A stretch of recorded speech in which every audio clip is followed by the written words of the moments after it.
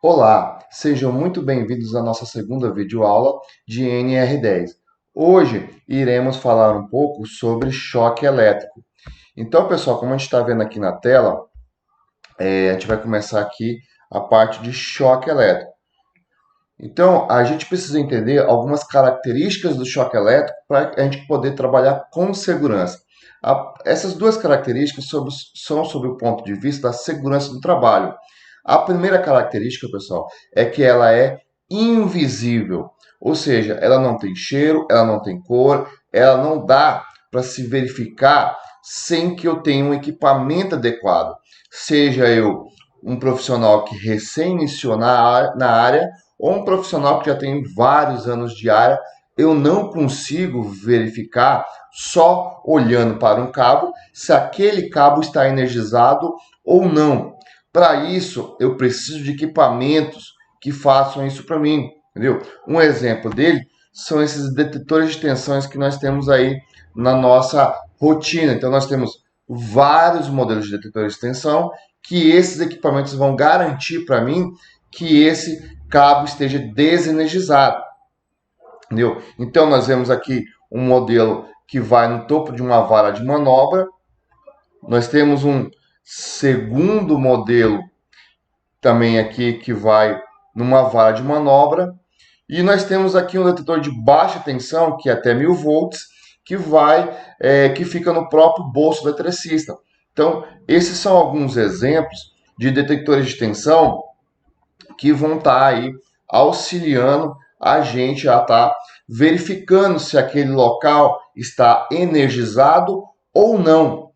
Então é importante a gente estar sabendo desse tipo de equipamento, saber fazer o teste. Lá nós vamos aprender um procedimento mais para frente muito importante chamado de tais. Nesse procedimento há lá um item que se chama testar a rede e a gente vai testar com esses equipamentos que a gente acabou de verificar. A segunda característica da eletricidade, pessoal, é que ela é preguiçosa. Como assim preguiçosa? Ela sempre vai procurar o caminho mais fácil para ir por terra. E se o caminho mais fácil for o colaborador, vai ser por ela que ela vai passar. Então aí já está uma grande dica da segurança na área elétrica, que é utilizar, deixar esse caminho mais difícil. Como é que eu vou deixar esse caminho mais difícil? Utilizando os EPIs, utilizando detetor de tensões, seguindo os procedimentos que nós vamos estar vendo mais à frente aí. Então, essas são as duas características, invisível e preguiçosa. Seguindo aqui, pessoal, no próximo slide, nós temos aqui dois tipos de choque, né? O primeiro, pessoal, é o choque de contato direto. É quando eu levo um choque num local onde normalmente é energizado. Vamos dar um exemplo, uma tomada. Se eu colocar um prego na tomada, eu posso levar um choque, porque aquele local é um local onde é normalmente energizado. Outro exemplo é a rede de distribuição, que aquele local também é um local que normalmente é energizado. Agora, um choque de contato indireto é quando eu levo um choque num local onde não deveria ter ali energia. Um exemplo aí que nem está na foto, a porta de uma geladeira. Então, a porta de uma geladeira não deveria estar energizada, entendeu? Então, ela está energizada naquele momento, eu levo um choque. Isso é um choque de contato indireto, entendeu? O choque de contato indireto, ele é fácil de resolver. Basta que a instalação tenha ali um sistema de proteção de aterramento. O choque direto, ele basta seguir os procedimentos e utilização dos EPIs, que eu vou estar protegido contra esse tipo de choque, ok? Seguindo aqui, pessoal, nós temos aí, falando em choque, o que é um choque elétrico? De maneira bem simples, pessoal, é quando uma corrente elétrica passa pelo meu corpo.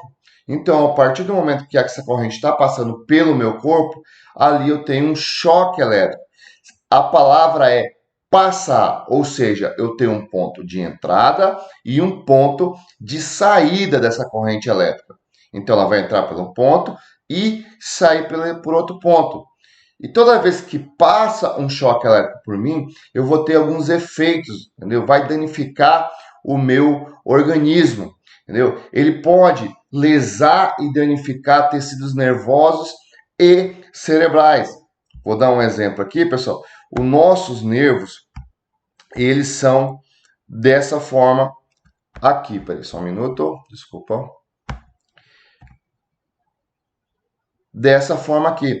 Então, os nossos nervos, eles possuem esse formato. E aqui na ponta, pessoal, vocês vão estar verificando que eu tenho as minhas terminações nervosas.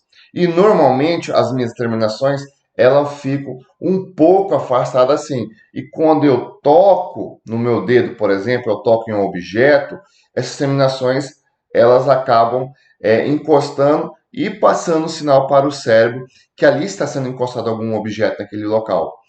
Porém, pessoal, esses nervos transmitem pulsos elétricos, entendeu? Então, ela transmite literalmente eletricidade ali pelos nervos. Só que são na casa de microvolts. E aí, quando microamperes também. E quando eu passo uma corrente elétrica por ali, esses tecidos, eles vão danificar, porque eles não suportam essa corrente elétrica. A corrente que eles suportam são bem menor do que a corrente que vai passar naquele local, naquele momento. Logo, ele vai danificar. Esse dano ele pode ser temporário ou permanente. Então, esse dano ele pode ter essa característica. Em segundo, pessoal, ele pode provocar paralisação dos músculos. Então, os nossos músculos, pessoal, ele funciona da seguinte forma.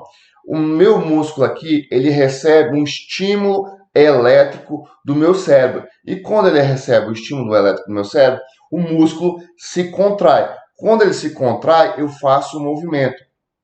Logo, eu vou estar fechando aqui a mão. E aí, para minha mão, meu dedo voltar ao normal, o meu cérebro tira essa tensão elétrica e logo o meu dedo volta ao normal. Quando eu recebo uma descarga elétrica, um choque elétrico de uma fonte terceira, que não seja o próprio corpo, ele vai acabar fazendo esse movimento involuntariamente. E aí pode acontecer um efeito que é a pessoa ficar presa a um condutor elétrico. Por quê? A hora que ela leva o choque, ela vai fechar os nervos por cima do condutor. E aí o cérebro não vai ter força suficiente para que solte ali o cabo energizado. E aí a pessoa fica grudada, como os populares dizem. Ok? Deixa eu voltar aqui para a apresentação. Então, aqui, pessoal, ele provoca essa paralisação nos músculos, ok? Seguindo aqui, provoca coágulos no vaso sanguíneo. Então, a corrente elétrica, ao passar pelos nossos vasos sanguíneos, pessoal, ela pode acabar desprendendo o oxigênio que está presente no sangue. E esse oxigênio vai reagir com o próprio sangue e vai criar coágulos. Esses coágulos vão acabar entupindo ali as suas veias, entupindo principalmente as veias do cérebro e causando ali um AVC, um acidente vascular cerebral, que é um acidente gravíssimo, entendeu? Seguindo aqui, provoca paralisação dos músculos cardíacos e respiratórios.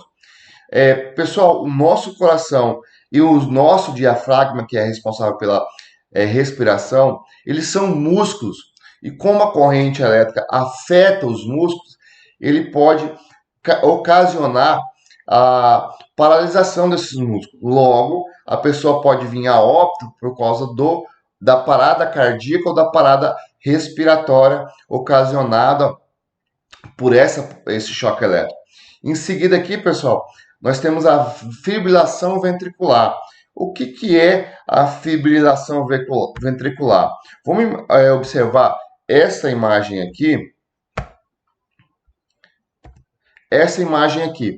Então, na metade da imagem aqui, pessoal, nessa metade aqui, nós vemos que o coração ele está seguindo o movimento normal dele.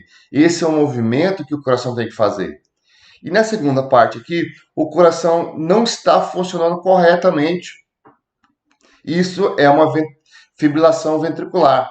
Logo, isso é gravíssimo. Um choque elétrico pode induzir esse tipo de problema, entendeu? Induzir isso aí e causar danos à pessoa. Isso também é grave. Seguindo aqui, pode provocar queimaduras graves. O choque elétrico, um arco elétrico e outros afins, ele pode gerar grande quantidade de calor. Logo, esse calor pode gerar queimaduras gravíssimas, entendeu? Então, isso acontece. Em sequência aqui, pode causar inconsciência e morte. Então, um choque elétrico, o efeito mais grave dele é, com certeza, ali a morte da pessoa. Vamos seguir dando sequência aqui. A gravidade do choque elétrico vai depender desses fatores ali. O trajeto pelo corpo, né? Como eu disse, o choque elétrico ele vai entrar por um ponto e vai sair por outro. Logo, por onde esse choque passar, ele vai ser mais grave ou menos grave. Por exemplo, ele passou por braços, antebraços e não atingiu órgãos vitais. Então, o percurso dessa corrente foi um percurso perigoso, porém não atingiu órgãos vitais. Agora, quando essa corrente passa por órgãos vitais, o nível de gravidade é muito mais alto do que o normal, entendeu? Então, passou ali pelo coração, por um pulmão, é um choque gravíssimo.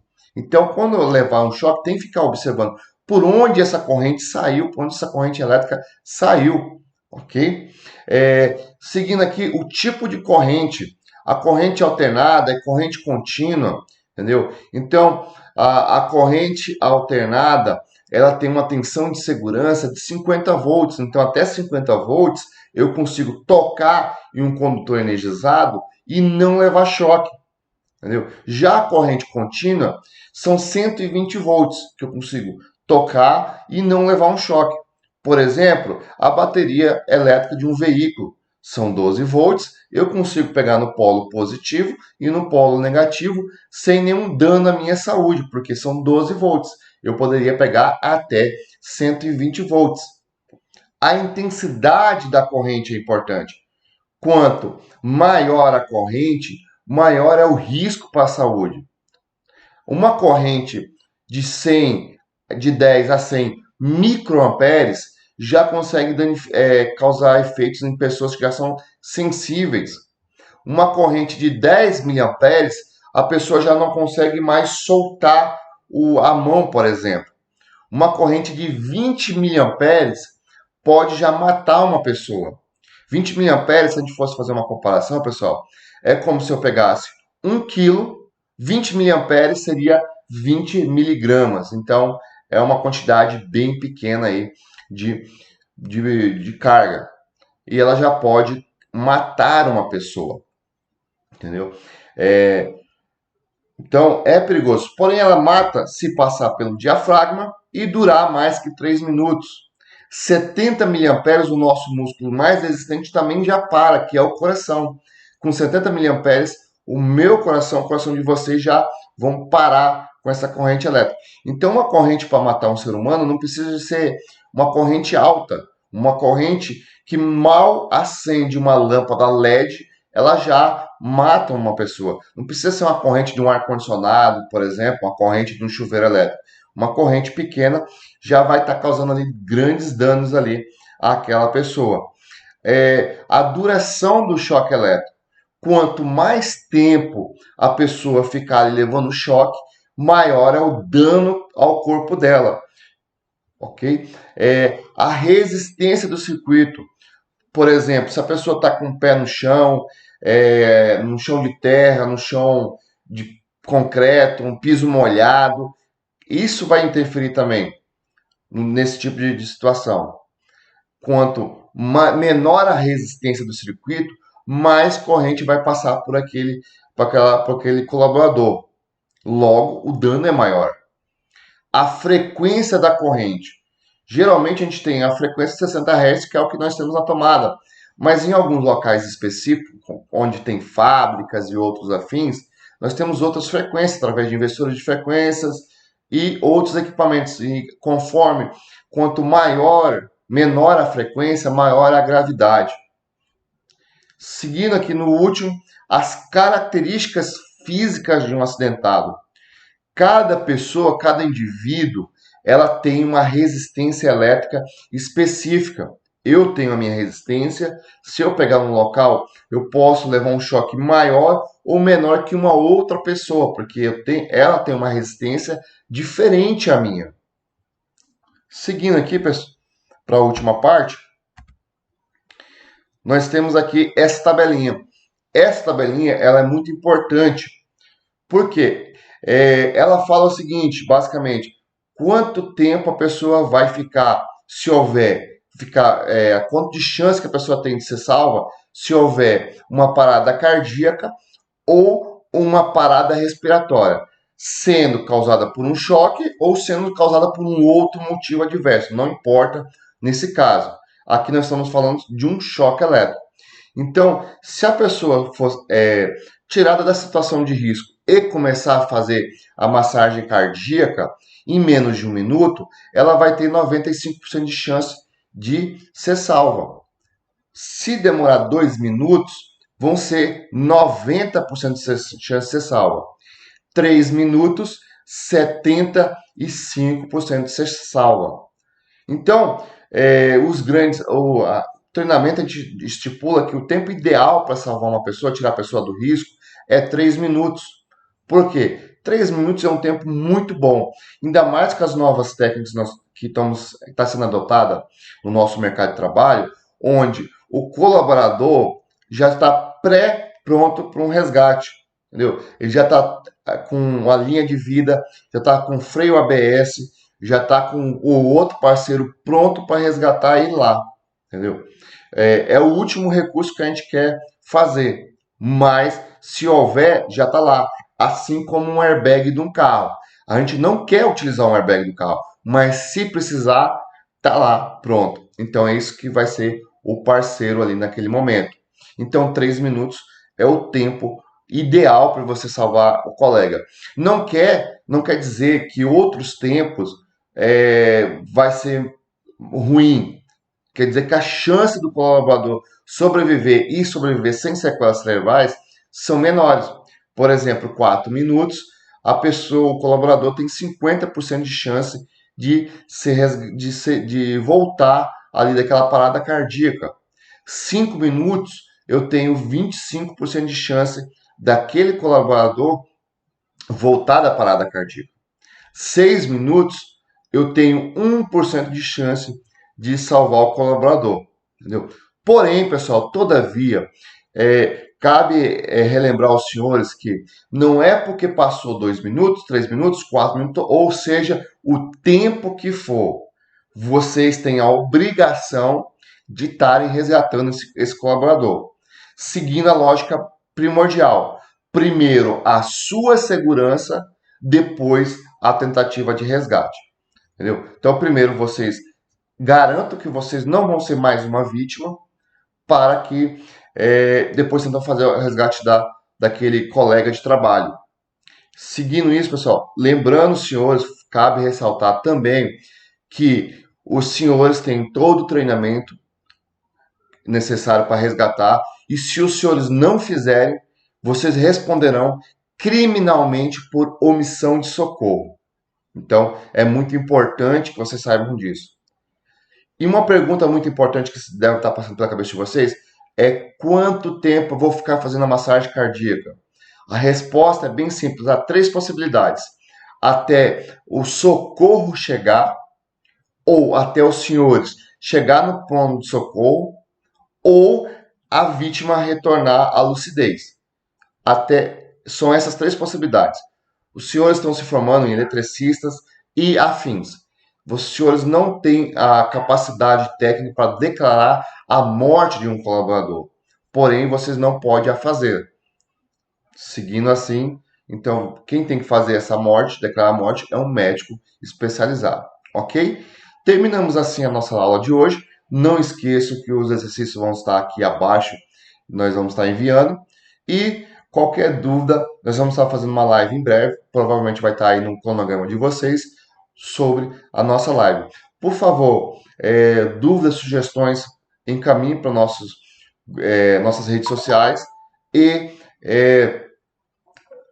desculpa pelo áudio, pela a gravação ser um pouco amadora, porque a gente está aprendendo ainda a trabalhar com esse bicho aqui, ok? Muito obrigado, tenha um bom dia, uma boa tarde, uma boa noite e até a nossa próxima aula.